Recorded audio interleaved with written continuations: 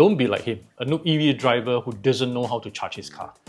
Especially if you're considering to buy an EV soon or you're curious on how easy it is to charge an EV, I invite you to watch this video till the end. Because you'll not only learn how to charge your new EV the right way, I'll be sharing tips to make your charging journey seamless, help you to save even more money by knowing where and when to charge, and even optimize your EV battery's life.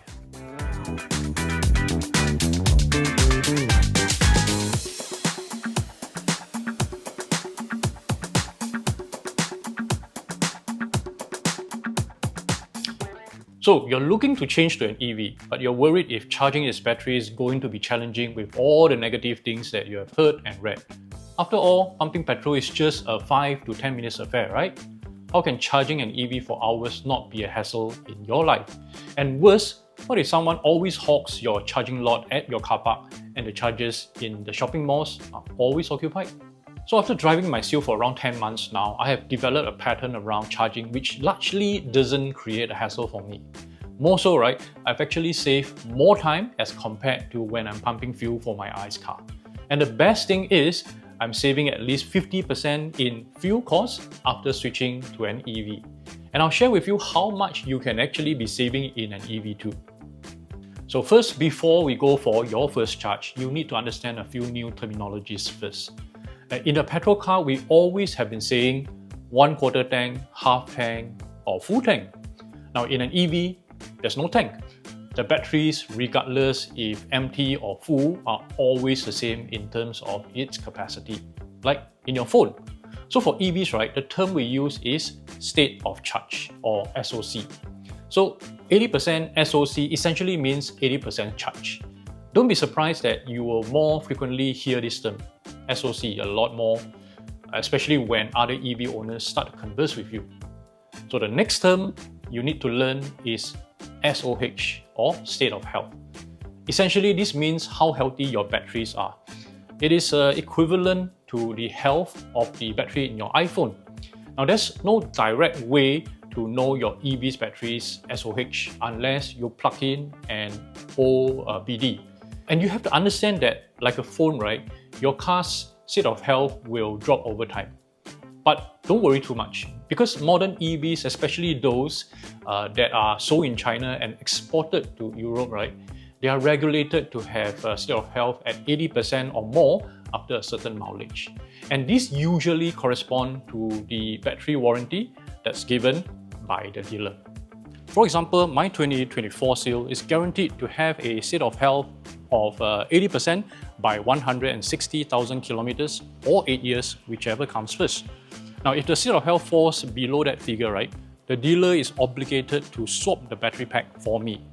Nowadays, most EV dealers will give you 10 years up to 200,000 kilometers warranty. So the state of health is warranted to be at least 80% after that length of time or mileage.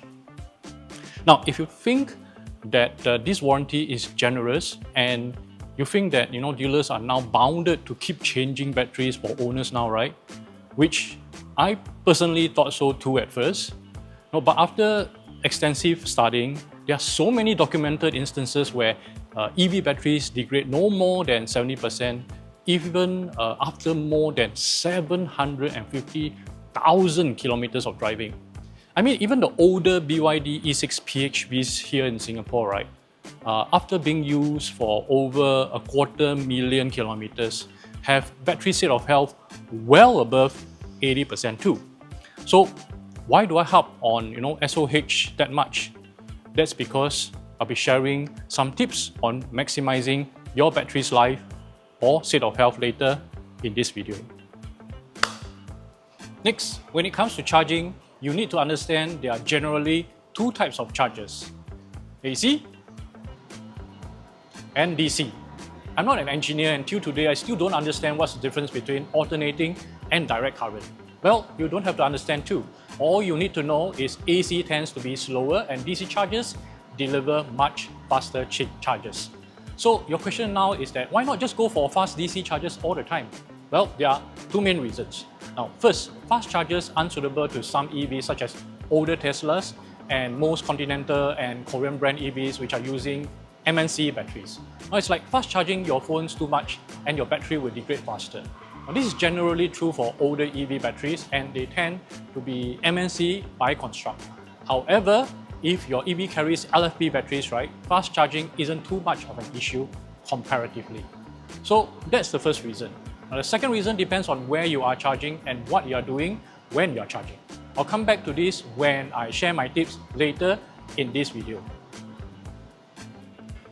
Back to AC chargers. They are also called Type 2 chargers. Now as far as I know, we don't have Type 1 chargers here. Type 1 and Type 2 chargers have different number of pins and they are incompatible with each other. Anyway, AC or Type 2 chargers here typically range from having charging speeds of 3.6 to 7.4 kilowatts to faster 11 to 22 kilowatts. Now some EV owners have told me that they are up to 49 kilowatt AC chargers here in Singapore, but I haven't personally seen one. Anyway, what do the kilowatts figures mean? Now basically it just means the throughput or how fast can your battery be charged. Now you can in theory calculate how fast your batteries can be charged, although it is a very rough gauge. Now in real life, many factors such as the operating and ambient temperature at the charger and in your car's batteries, the load at the charger itself, even how many cars are charging at one time will affect your speed. Now, but still, you can still calculate the speed by broadly dividing your car's battery remaining state of charge by the kilowatt hour, and then you can get the time. Now for example, my Seals battery full capacity is at 61 kilowatt hour. Now if I'm charging at a slow 7.4 kilowatt AC charger like this one, it will take in theory 8.3 hours to charge from 0% SOC to 100%. Now again, like I said, this is in theory and usually it will take longer than this. So back to the charging, and you're saying, oh my gosh, it takes me 8 hours to charge my batteries? Well, you would almost never charge from 0% and there's really no need to charge until 100%. But what happens if you need to charge in a hurry? Well, there's DC charger then. DC chargers here are called CCS2 chargers. Now the nozzles on these chargers have an extra 2 pin by the bottom of the AC nozzle. And a surefire way to know if it's a DC charger is that the cable from the nozzle to the station is really thick and heavy. In fact, the heavier it is, usually the higher the DC charge. Now here in Singapore, DC chargers range from 30 kilowatts to 180 kilowatts. Now for Tesla, right, their dedicated supercharger network can go up to 250 kilowatts. So in theory again, for Tesla at 250 kilowatts, their 57.5 kilowatt battery pack can be fully charged from 0% within 14 minutes. But again, this is in theory and it almost never happens in the real world. One more thing to note, even if the AC charger is at 22 kilowatt or the DC charger is at 180 kilowatts, you're still restricted by the max charging rate your car can take. Now for example, my Seal can take up to 110 kilowatts of DC and 11 kilowatts of AC. So even at a 180 kilowatts DC charger or a 22 kilowatts AC charger, my max charging throughput is limited to 110 and 11 kilowatts. So do check your car's max charging speed. So now you know that there are two main types of chargers, AC and DC. How do you find where to charge?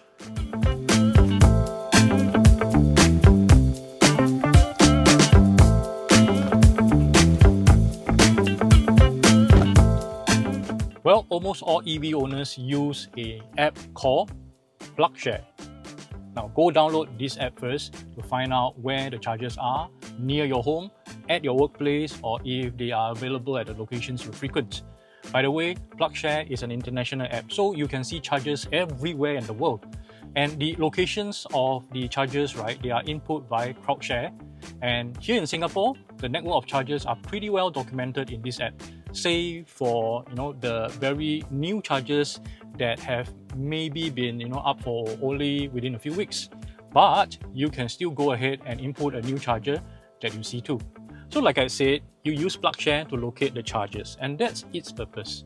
It tells you what type of chargers are there at the location and where specifically in the car park they are located, like at which level and at which parking lots.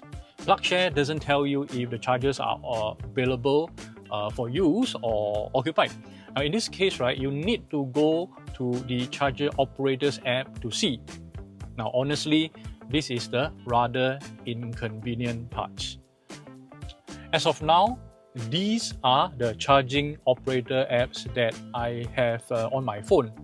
Now I'm sure there are more, but I personally haven't used any other operators outside of these 7 yet.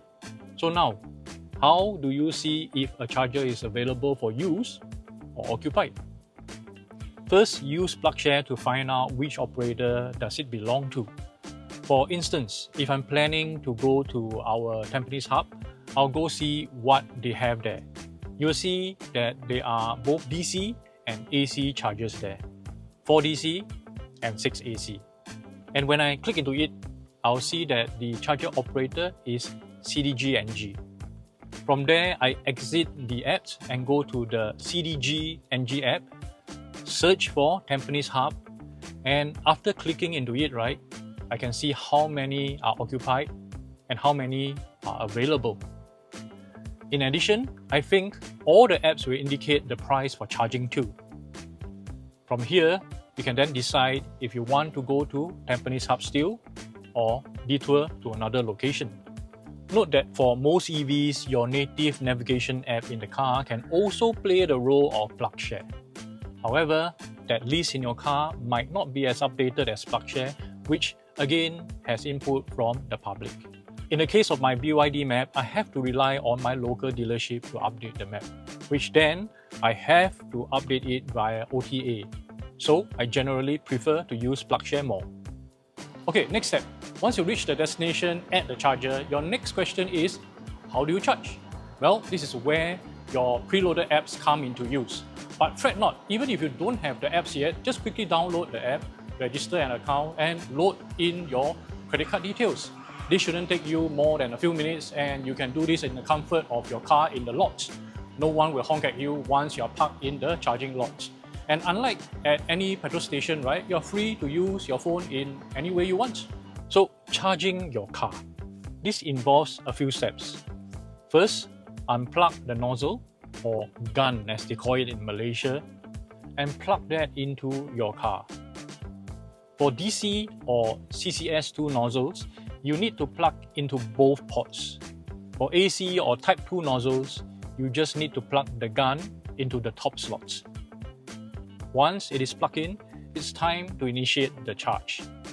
Now this is done through the app, and usually it is done through one of these two ways. First, you scan the QR code using the app, not using your phone's photo app, mind you, and that will bring to the Start Charging page. Otherwise, if there are no QR codes to scan, then look for the charger ID. And on your app, look for the corresponding ID and click on it. That should bring you to the Start Charging page too. Once you're ready, swipe to start charging.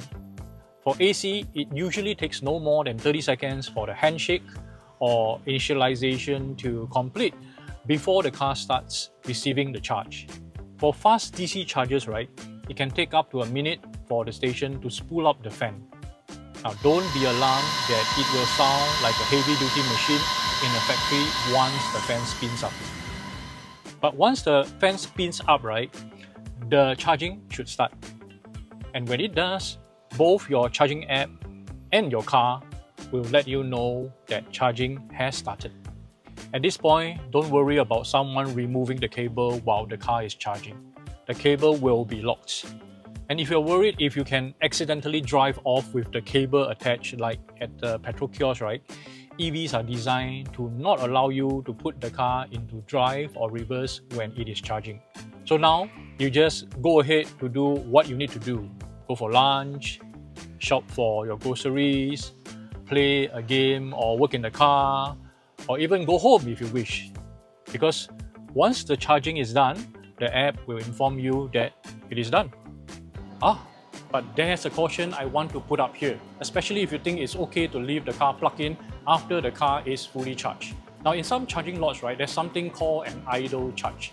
If you don't move your car after the batteries are fully charged, and after a certain grace period, which is usually about 15 minutes, the app will charge you for parking at that slot. And ever, right, I have been charged an idle charge of over $20 because I was halfway in the hair salon and I couldn't leave to move the car in the middle of my session. So here's the thing about DC charging.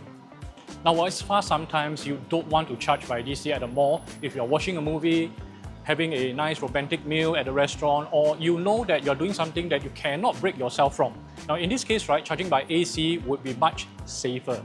But if you want to get your car charged in 30 to 60 minutes and you are just having a quick meal at a food court, or you're shopping for groceries, or even chilling by the table, like getting some work done, then DC fast charging really makes more sense. So now you're done with the charging.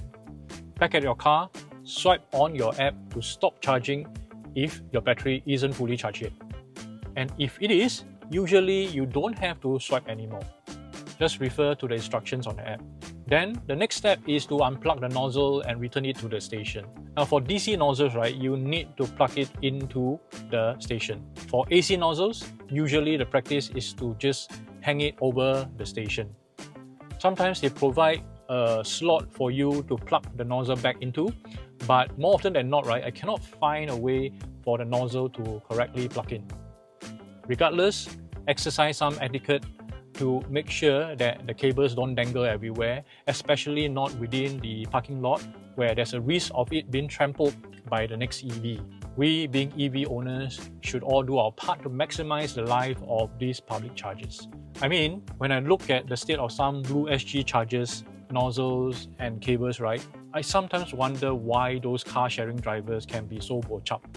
So there you have it. This is how you charge your EV. It might seem intimidating at first, just like the first time you ever pump petrol in an ICE car, right? But after a few charges, especially at the usual charging stations that you often visit, you find charging to be a breeze. So at this stage, right, let me share with you a few tips that I've discovered in the almost 1 year of EV ownership and charging. But before that, do me a favor and help me to like and share this video, okay? Now, if you think that I'm sharing useful information, do subscribe to this channel if you haven't. YouTube tells me that 95% of viewers are not subscribed yet. So you really should subscribe so that you won't miss out on future videos on other useful EV matters. Okay, back to the tips.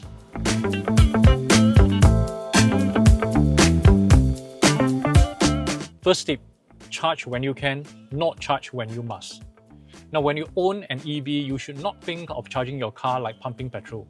Filling up petrol at the station is a deliberate act, hence it is something you must do. But when you own an EV, having chargers almost everywhere in Singapore now, right, you should transition into a lifestyle of charge whenever you can. Now, for instance, when you are visiting a friend, charge the car. When you are going to have dinner at the hawker center, charge the car. When you are going shopping, charge the car. When you're at a park with your family, charge the car. And it's best if you can charge by AC in such instances.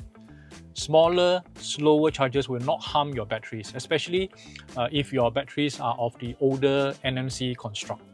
And AC charging, right, is usually cheaper than DC too. And if you have to use DC charging, make sure that you are able to return to fetch the car after it's fully charged, especially if you are at a popular mall.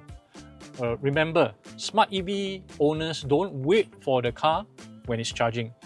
We let our cars charge while we are busy living our lives.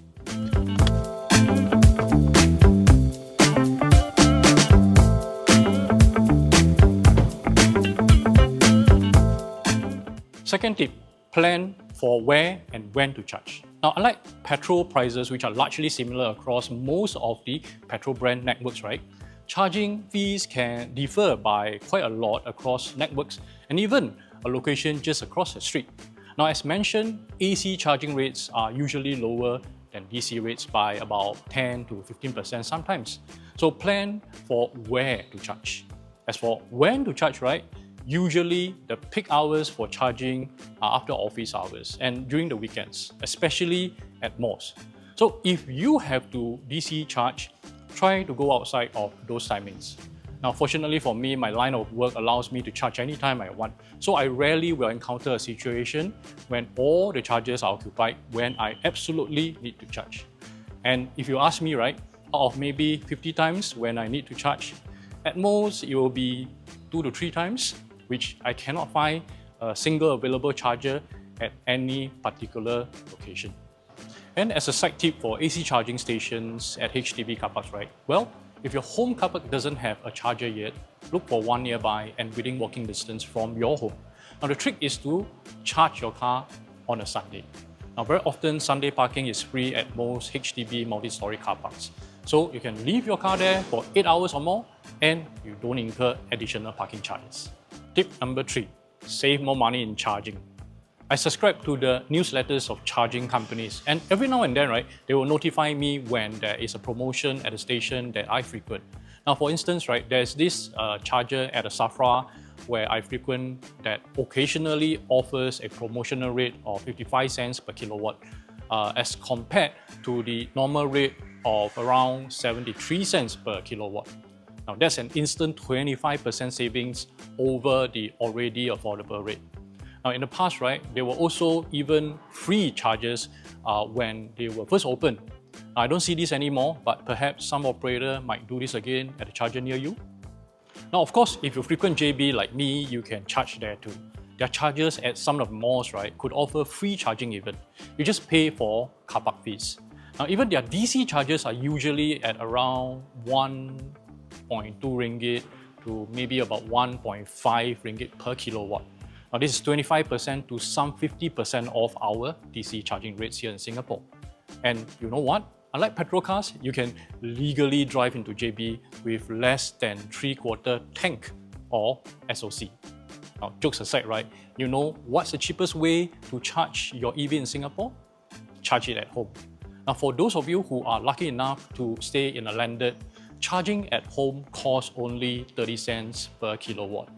Now, compare that to an equivalent size ICE car, right? You can probably save 50% to even 80% in terms of your fuel costs. Now, for a car clocking 20,000 kilometers a year, that's potentially $2,000 to around $3,500 savings per year. Tip number 4, optimize your battery's state of health. Now, this tip will be different for different EVs, particularly the type of battery used in your EV, either NMC or nickel manganese cobalt batteries, or LFP or lithium iron phosphate batteries. Now, for Teslas, right, the newer standard range models use LFP, while the older and long range models use NMC. Now, most continental EVs like those from Mercedes, BMWs and Volkswagen, and also the Korean EVs from Hyundai and Kia, right, they are mostly using NMC technology. Newer Chinese EVs, particularly those from more established brands like BYD, XPeng and Zeekr, primarily use LFP batteries. Now, for EVs with NMC batteries, the general advice is to avoid using too much DC charging. The recommendation is once per month. NMC batteries are known for their longer range by holding more charge per cell, but they are more susceptible to state of health degradation when charged too often. So AC charge your Conti and Korean EVs or long-range Teslas whenever possible. Now, but for EVs using LFPs, right, more and more studies have revealed that DC charging delivers substantially less wear as compared to NMC batteries. Still, the advice from me is to AC charge whenever possible.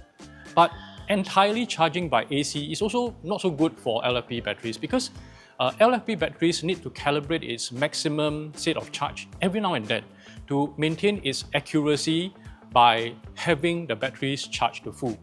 So my recommendation is to at least charge from 10 to 20% to a full 100% at least once a month.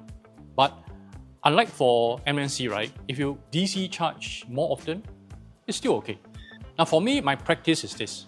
If my SOC is above 40%, I'll just AC charge to whatever the charger can give me for the time my car is there.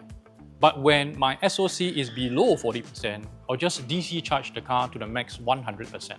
I believe by doing these good practices, right, you can prolong the life or state of health of your batteries. But honestly, in Singapore, where our climate isn't cold and it isn't way too hot either, right, we have somewhat a rather good operating environment for our EV batteries. So as long as you don't abuse your batteries by charging them via DC every single day, unsheltered, right under the sun, right? You should be able to operate your EV within reasonable state of health degradation for 8 to 10 years. Now, the last bonus tip, improve your battery consumption rate.